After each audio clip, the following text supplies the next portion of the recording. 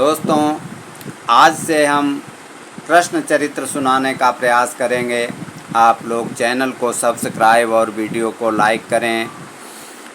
द्वापर युग में जब असुरों का अत्याचार बहुत ज़्यादा बढ़ जाता है तो संत जनों और देवताओं की पुकार सुनकर भगवान की तरफ से आकाशवाणी होती है कि भक्तों, धैर्य रखो, मैं शीघ्र ही अवतार लेकर प्रकट हो रहा हूँ। तो सुने। सच्चिदानंद रूपाय विश्वोत्पत्त्यादि हेतुवे तापत्रय विनाशाय श्री कृष्णाय वयं नुमः। श्री कृष्णाय वयं नुमः। कि प्रकटे थे मूर्तिमान पापी पापों की घोर अंधेरी में, पापों की घोर अंधेरी में।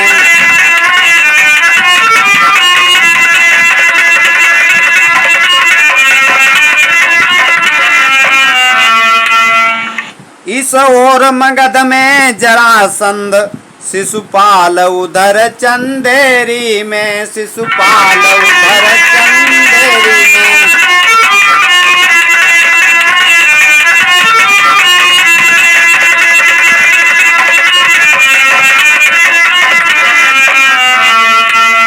शिशुपाल और जरासंध और कंस आदि का प्रकोप बढ़ जाने पर भगवान जागृत हो जाते हैं कि मायापति जगपति त्रिभुवनपति सुरपति लक्ष्मीपति जाग उठा, सुरपति लक्ष्मीपति जाग उठा।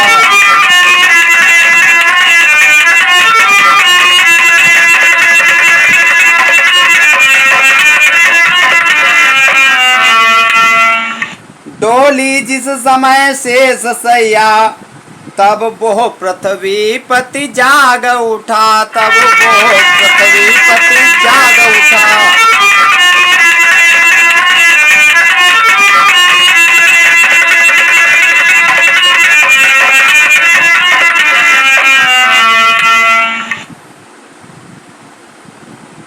तो वहां से भगवान की तरफ से आकाशवाणी हो रही है कि भक्तों, अब होगा नहीं तुमको किंचित क्लेश।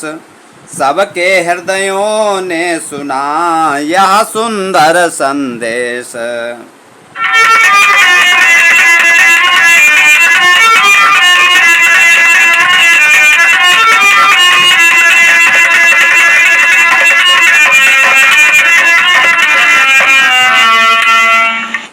अवतीर्ण जगतपति होगा अब उद्धार जगत का करने को, उद्धार जगत का करने को।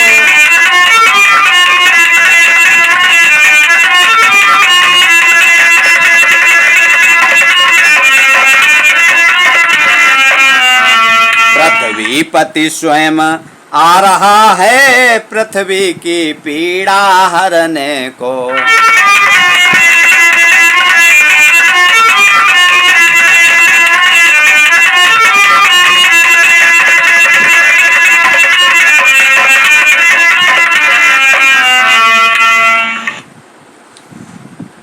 तो इधर भविष्यवाणी होती है तो उधर उग्रसेन के यहाँ उनके भाई देवक के देवकी का विवाह हो रहा था। तो उग्रसेन के एक थे देवक नामक भ्रात, सुता उन्हीं की देवकी हैं घर घर विख्यात।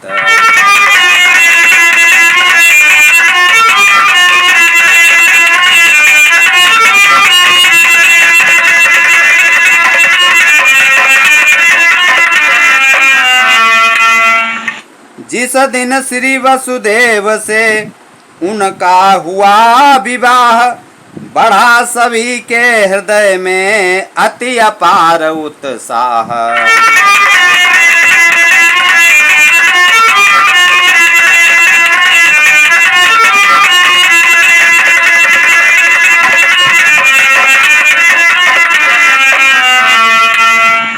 विवाह संपन्न हो जाने के बाद कंस अपने बहन बहनोई को रथ में बिठाकर स्वयं रथ हाँक करके चलने लगा।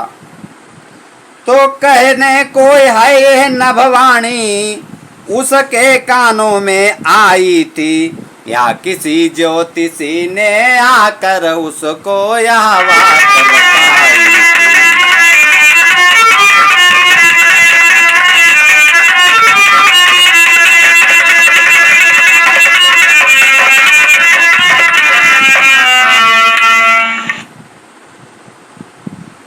तो भविष्यवाणी हो रही है कि अरे कंस इस देव की काही अष्टम लाल, हम बतलाते हैं तुझे होगा तेरा काल।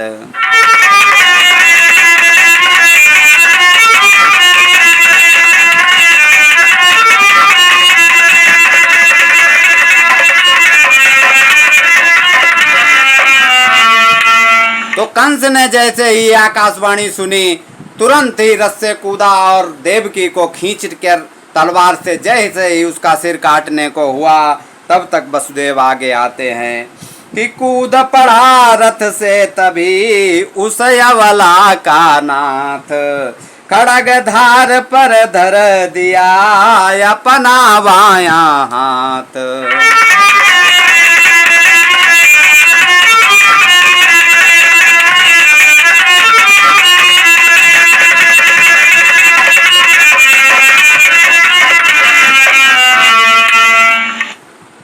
फिर कहा हुआ क्या आज तुम्हें जो यूं आपे से बाहर हो, भगनी पर खड़ग चलाते हो तुम वीर नहीं हो।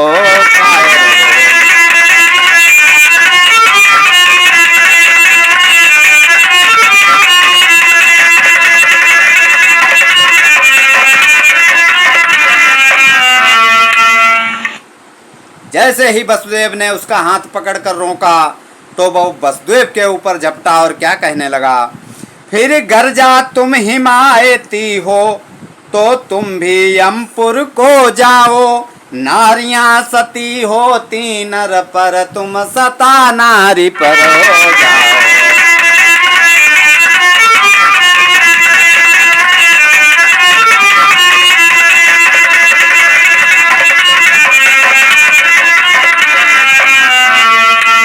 इतना कहकर वो वसुदेव की तरफ झपटा कि झपटा वो वसुदेव पर कर दूं काम तमाम, त्यों ही उठ कर देव की आगे गिरी धड़ाम।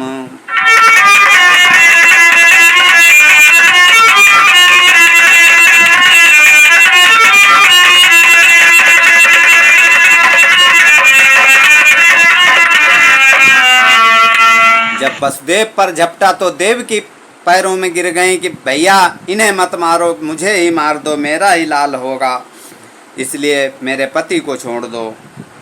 तो वसुदेव जी फिर कंस से कहने लगे, फिर कहा कंस से कारण तो समझाओ इन बलिदानों का, संबंध बांध कर बहा रहे क्यों रक्त हमारे प्राणों का।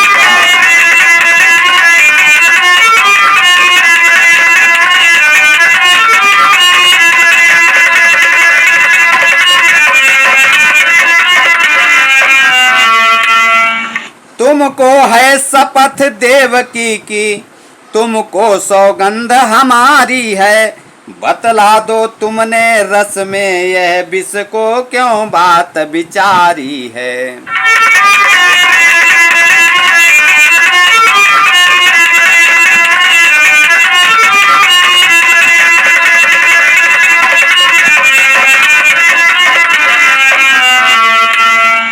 इन शब्दों से जब हुआ ठंडा हुआ उबाल, इन शब्दों से जब जरा ठंडा हुआ उबाल, तब बोला कुछ नम्र हो उग्रसेन का लाल।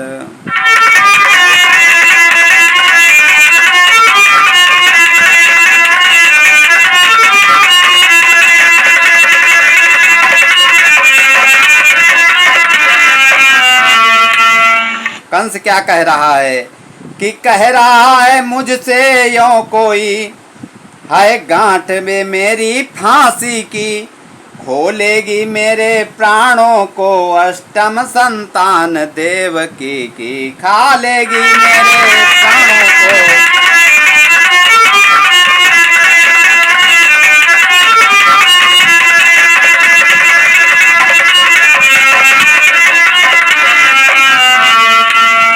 इसलिए मिटा दूं जड़ को ही, यही अब मुझको जचता है, फोड़े को पकने से पहले कर देना नष्ट चतुरता है।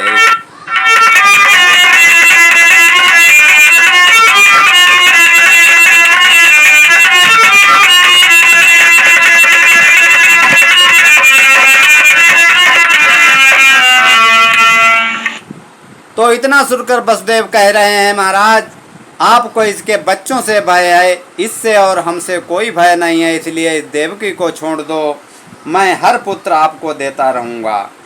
8वें पुत्र का भय है तो वो आगे आपके धर देंगे, 8वां नहीं चाहोगे तो 8 ही अर्पण कर देंगे।